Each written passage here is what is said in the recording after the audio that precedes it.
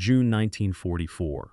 A massive Allied supply staging area in England. Rain beats down on thousands of olive-drab transport trucks parked bumper to bumper across muddy fields. Inside a warm timber office, a pile of priority shipping manifests sits ignored on a desk. A white officer sits back in his wooden chair, propping his boots over the paperwork, while a rain-soaked delivery driver waits outside the window.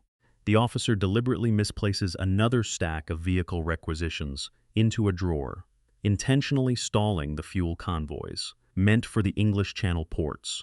His deliberate delay ripples across the entire staging ground, slowing down the vital gears of the impending invasion.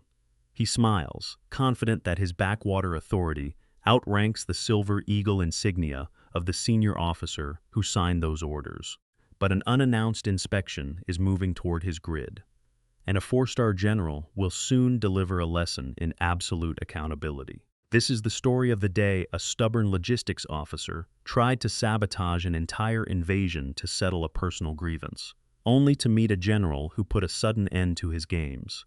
Before we continue, make sure you subscribe. We tell the World War II stories that show what happened when prejudice met consequences.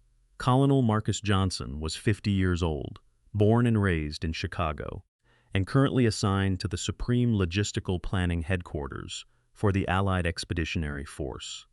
He was a highly educated civil engineer before the war, a man who had spent his entire adulthood earning respect through flawless execution and quiet discipline.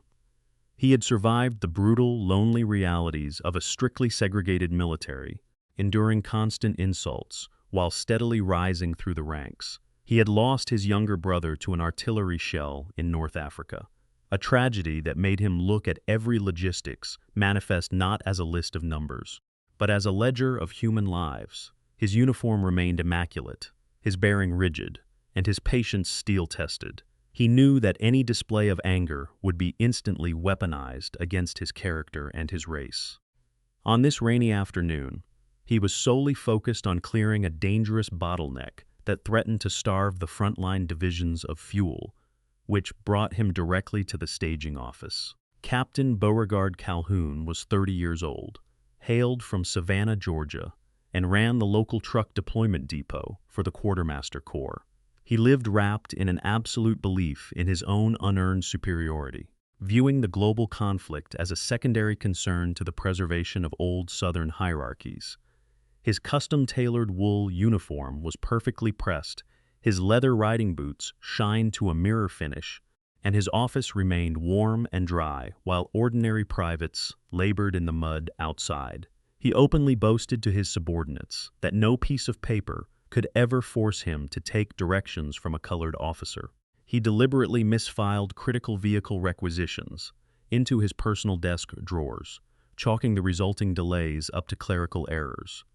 He viewed the war as an inconvenient backdrop for his personal prejudices, completely indifferent to the fact that his quiet sabotage was actively stalling the massive buildup of combat vehicles along the coast. The southern coast of England was a choked bottleneck of men, steel, and fuel. It was the eve of Operation Overlord, the massive Allied amphibious assault that would decide the fate of Western Europe. Millions of tons of ammunition and thousands of armored vehicles had been shipped across the Atlantic, all converging on a few square miles of saturated British countryside. Every single division destined for the Normandy beaches depended on a rigid, highly synchronized timetable. A delay of 24 hours in England could lead to absolute disaster on the French coast, leaving the first waves of infantry stranded without tank support or medical supplies. The vast majority of senior officers understood the extreme stakes, working through the night to keep the convoys moving forward. Yet, beneath the grand strategy of the High Command, the massive logistical machine relied on small, scattered depots. These local hubs were frequently managed by lower-ranking officers who held immense operational leverage over specific supply lines. In the chaotic rush to organize the invasion, the theater headquarters often overlooked minor discrepancies in truck deployments or temporary paperwork backlogs. Many base commanders simply ignored friction in the ranks, choosing to avoid internal conflicts as long as the cargo eventually moved. This hands-off approach allowed personal biases and individual stubbornness to fester in quiet corners of the staging areas. A single uncooperative captain could stall an entire armored regiment simply by withholding vehicle ignition keys or misplacing transit passes. The system assumed every man in an American uniform shared the same urgent purpose, an assumption that was about to be severely tested in the mud of the staging yard. Captain Calhoun refused to move supplying trucks. Patton imposed a devastating labor sentence. It is June 1944. A massive Allied supply staging area in southern England hums with nervous energy. Hundreds of heavy trucks' engine roar as they line up under the heavy gray sky. Drivers sit behind the wheels, checking their watches, while engineers secure heavy crates of artillery shells and medical crates destined for the Normandy beaches. But at the front of the main convoy line, the wheels are completely still. Cold mud splatters against the motionless tires of 20 cargo vehicles, while an angry staff sergeant argues with a clerk outside a wooden office. Inside that office, a stack of signed transportation orders sits hidden beneath an unwashed coffee mug. The critical movement of ammunition has ground to a complete halt just hours before the cross-channel fleet departs. General George Patton is already on his way to this exact depot, and his response will change everything. The real combat record of black colonels in the 1944 Army, June 1944, a massive Allied supply staging area in England. Thousands of heavy trucks idle under a heavy gray sky, while engines roar and exhaust fumes fill the cold air. Crates of artillery shells, medical supplies, and fuel drums sit stacked mountain high across the muddy fields. Drivers wait by their steering wheels, staring at the clock as the minutes tick away. Everything is ready, but nothing is moving. Inside a plywood office, a pile of transport orders remains completely untouched on a wooden desk. A deliberate delay is choking the lifeline of the largest amphibious invasion in human history. One man is intentionally holding back the trucks because he refuses to acknowledge the authority of his superior officer. He expects his insubordination to go unnoticed in the pre-invasion chaos, but a relentless commander is already on his way to enforce an unforgettable lesson in discipline. Colonel Marcus Johnson personally stood on the rain-soaked tarmac and gave the order for the immediate mobilization of the transport columns. Captain Beauregard Calhoun looked up from his desk, his face twisting into a tight sneer before he went back to filing papers in the wrong cabinet. The military police arrived exactly 4 minutes later, their red armbands standing out against the damp gray morning. They did not speak a word to the captain. They simply stood on either side of his desk, their hands resting flat on their sidearms, and waited. When Calhoun finally stood up, his polished leather boots clicked against the floorboards, but his confidence had completely vanished. He was marched out into the center of the muddy staging area, where hundreds of truck drivers, mechanics, and logistics officers had already gathered in a massive, silent circle. Patton stood at the center of the ring, his ivory-handled revolvers catching the dim light. He pointed a leather-gloved finger directly at a massive stack of heavy ammunition crates that blocked the primary deployment lane. Calhoun looked at the mountain of wood and iron, then looked at the cold, unyielding face of the general.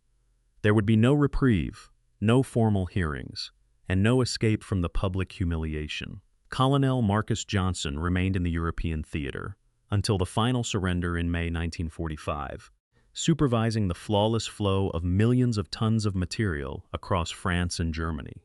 After the war, he returned home to Chicago, where he became a prominent civil rights attorney, fighting the same institutional barriers he had defeated in uniform. He lived a quiet, dignified life surrounded by his family, always keeping his pristine wartime uniform hung in his closet until his death in 1972. Captain Beauregard Calhoun was stripped of his logistical command within 48 hours of the incident and transferred to a replacement depot. He returned to Georgia in late 1945, bitter and resentful, where he tried to reclaim his family's local influence, but found the world rapidly changing around him. He spent his remaining decades complaining about the decline of military discipline before dying isolated and largely forgotten in 1981. General Patton never mentioned the confrontation in his official daily logs, nor did he include it in his personal wartime memoirs. However, a private letter written to his wife just 3 days before the landings contained a single, telling sentence about the absolute necessity of absolute obedience. He wrote that a man who lets his personal hatreds jam the gears of an army is far more dangerous than any enemy sniper waiting in the hedgerows. The real combat record of black colonels in the 1944 Army, June 1944. A massive Allied supply staging area in England. Hundreds of heavy trucks stand bumper to bumper under a gray sky. Engine exhaust fills the damp air, while thousands of crates sit piled high on the muddy ground. Men are shouting, engines are revving, and grease-stained hands are scrambling to load artillery shells and fuel cans. The greatest invasion in human history is days away, and every second counts. Inside a dry wooden office, a white supply captain sits with his feet propped up on his desk. He holds a stack of urgent movement orders and slowly tosses them into a drawer. The logistical clock is ticking down, but he does not care. He smiles and lights a cigarette, ignoring the frantic activity outside. One general will soon arrive to prove that when the uniform was the only color that mattered, treason disguised as prejudice carried a heavy price. If you had been in Patton's position, would you have done the same, or would you have chosen a softer punishment? Let us know in the comments below. And if you want to see more powerful World War II stories that show when the uniform was the only color that mattered, make sure to subscribe.